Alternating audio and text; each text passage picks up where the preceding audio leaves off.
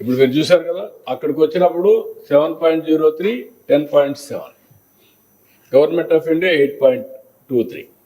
ఇది కాన్స్టెంట్, అది current.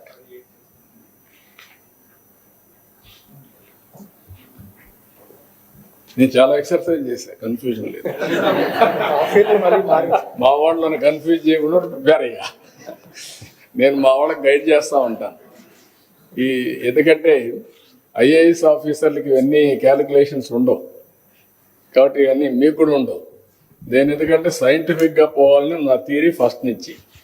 దైర్మల్లి technology ఇవన్నీ క్యాలిక్యులేట్ మా వాళ్ళు చేసేది వాళ్ళే చేస్తారు, కానీ వాళ్ళందరినీ సానబెట్టి గైడ్ చేసి వీ హ్యావ్ ప్రిపేర్డ్. మీరు ఒకసారి డౌట్ని మళ్ళీ నన్ను అడగండి, నేను కూడా కరెక్ట్ చేసుకుంటాను తప్పులు ఉంటే. I don't have any objection.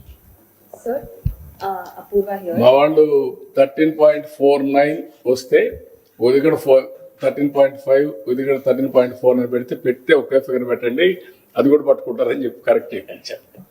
అంత ప్రిసిషన్తో ఉన్నా నేను.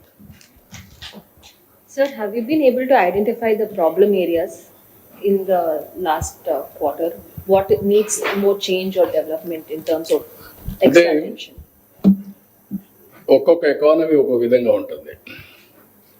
All India profile economy is different, state specific are different.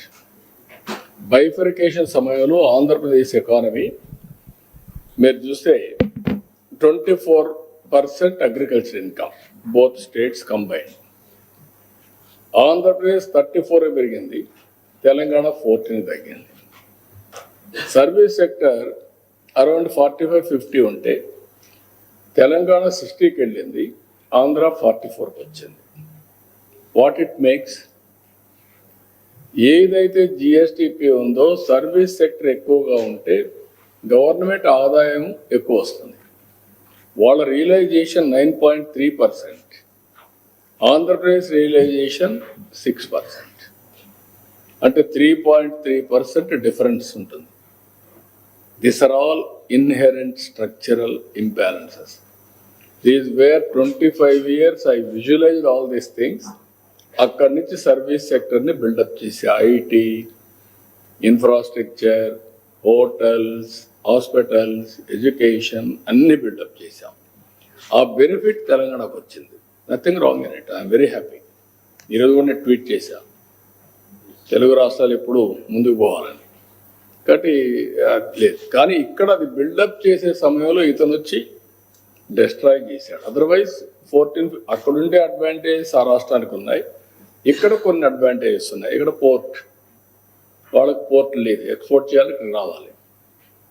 ఇక్కడ వాటర్ కూడా అడ్వాంటేజ్ బికాస్ ఆఫ్ లో ఏరియా, వాళ్లకు లిఫ్ట్ చేయాలి, లిఫ్టింగ్ ఛార్జెస్ ఇవన్నీ ఉంటాయి.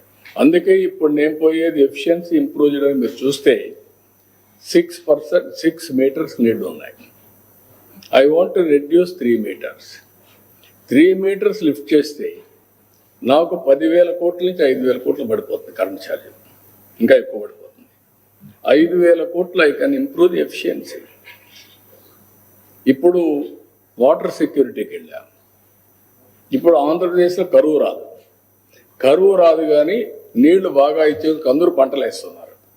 పంటలు వేసి బంపర్ ప్రొడక్షన్ వస్తూ ఉంది, దీనికి మార్కెట్ తగ్గే పరిస్థితి వస్తూ ఉంది. ఇప్పుడు ఎరువు ఎక్కువ వేసారని కొనుక్కునేవాళ్ళు, దట్ ఈస్ అనదర్ ఛాలెంజ్. ఇప్పుడు అందరికి తెలివి ఎక్కువైపోయింది, ఎక్కడికక్కడ టెస్ట్ చేసుకుంటున్నారు. టెస్ట్ చేసుకొని దీంట్లో ఏమేమి ఉన్నాయి, ఫెర్టిలైజర్స్ ఎంత ఉంది, రెసిడ్యూ ఎంత ఉంది, పెస్టిసైడ్స్ ఎంత ఉంది, రిజెక్ట్ చేస్తున్నారు ఆర్ రేట్లు కట్ చేసేస్తున్నారు. This is another problem. So always నేను ఎప్పుడు చెప్తాను, సమస్యలు అదే సమయంలో అవకాశాలు రెండూ ఉంటాయి. We have to go forward. Sir ఇప్పుడు మీరు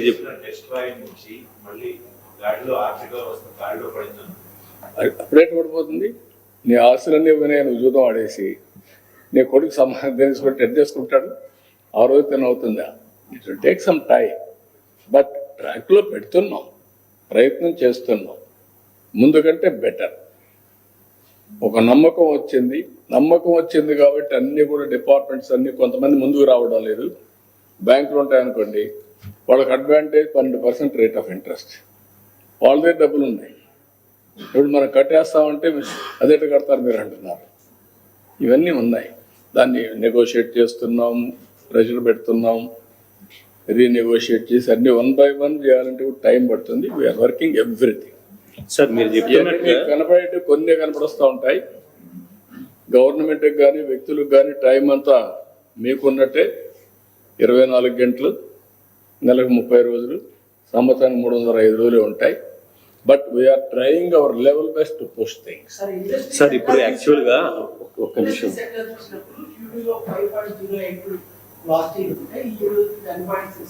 యా, ఇప్పుడు మనకు ప్రోడక్ట్స్ ఉంటాయి ఇండస్ట్రీలో, స్మాల్ స్కేల్ ఇండస్ట్రీ. ఇవన్నీ నిర్ణయాలు చేయడం, ప్రాపర్గా చేయడం, కొత్త ఇండస్ట్రీస్ అని చేయడం, పవర్ కరెక్ట్గా ఇవ్వడం, అవన్నీ చేసాం. దానివల్ల ఆ ఫలితాలు వచ్చాయి. మీకు మన దగ్గర నేను చేసిన పాలసీ మీరు చూస్తే 10 ప్రిన్సిపల్స్ పెట్టాను విజన్లో. ఏం పెట్టాను దాంట్లో? 1 poverty, 0 poverty. 2 employment. Number 3 HR skill upgradation.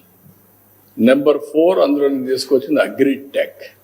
Number 5 water security. Water security వల్ల ఇండస్ట్రీకి కానీ, తాగడానికి కానీ, ప్లస్ అగ్రికల్చర్కి కానీ నీటి సమస్య ఉండదు.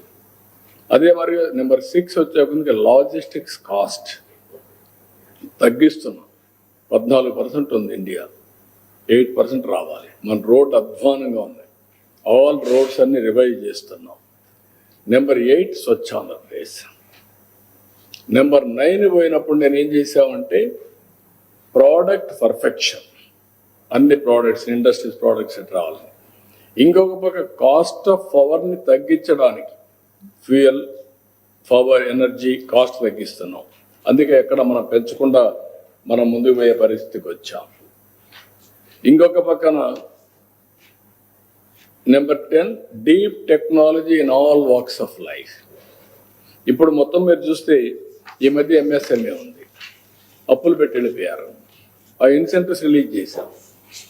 దాంతో వాళ్ళు కూడా స్టార్ట్ చేసేదని మొదలుపెట్టారు. ఆక్సిజన్ ఇచ్చాం. మొత్తం వెంటిలేటర్ నుంచి బయటదేరకపోయాం. అంటే బయట వెంటిలేటర్ నుంచి ఇచ్చాం, ఇంకా ఫుల్ స్ట్రెంగ్త్ ఇవ్వలేకపోయాం. అది కూడా ఇస్తాం. ఇస్తే దాన్ని పర్ఫెక్ట్ చేస్తాం. ఆ ఇన్సెంటివ్తో కొంతవరకు ఇంపాక్ట్ వచ్చింది, గ్రోత్ వచ్చింది. రేపు రాబోయే రోజులు ఈ ఇన్వెస్ట్మెంట్ అంతా వస్తే నెక్స్ట్ లెవెల్కి వెళ్తుంది. సార్ ఇప్పుడు ప్రొడక్షన్ ఏమో రైతులకి ప్రొడక్షన్ బాగా పెరుగుతుంది సార్. ఇప్పుడు మనం అరటి చూసుకున్నాం, లేకపోతే మామిడి చూసుకున్నాం, ఏమి కూడా. కానీ వాళ్ళకి ప్రాపర్ కాస్ట్ మీరు చెప్తున్నట్టుగానే అది అందడంలో కొంత ఇబ్బంది కలుగుతుంది అనేది రైతులు చెప్తున్నారు. ఉల్లి కానీ వీటన్నిటి నేనేమంటానంటే వాళ్ళు కూడా అర్థం చేసుకోవాల్సింది, ప్రజలు తినే పంటలు మనం పండించకపోతే ఆ పంటలు ఎవరు కొనలేరు. గవర్నమెంట్ మాత్రం కొనేం చేస్తుంది? ఇప్పుడు ప్యాడీ ఉంది. ఈ సంవత్సరం కూడా 55 లక్షల మెట్రిక్ టన్నులు కొంటున్నాం. అది కూడా ప్రిఫర్డ్ వెరైటీ, ప్రజలు తినే వెరైటీ వీళ్ళు తయారు చేయకపోతే ఒక సంవత్సరం కొంటాం కానీ మళ్ళీ కొనే పరిస్థితిలో ఉండరు. ఇలాంటి ఇంకొక పక్కన ఎరువు ఎక్కువ వేసారనుకోండి, క్రిమి సంహారక మందులు విపరీతంగా వాడారనుకోండి, కొనరు. ఇలాంటివి ఇప్పుడు నేను నీళ్లు తెచ్చాము, అన్ని విధాలుగా డెవలప్ చేస్తున్నాం. అందుకే నేను ఏం చేశానంటే అంతా ప్యాడీ వేస్తే తర్వాత రాబోయే రోజుల్లో ప్యాడీ తినేవాళ్ళు. నేను కూడా ఒకసారి చెప్పాను, నేను రైస్ తిన్నాను. మీరు కూడా రైస్ తింటే డెఫినెట్గా మీరు ఇండికేషన్ డయాబెటీస్ ఉంటాయి.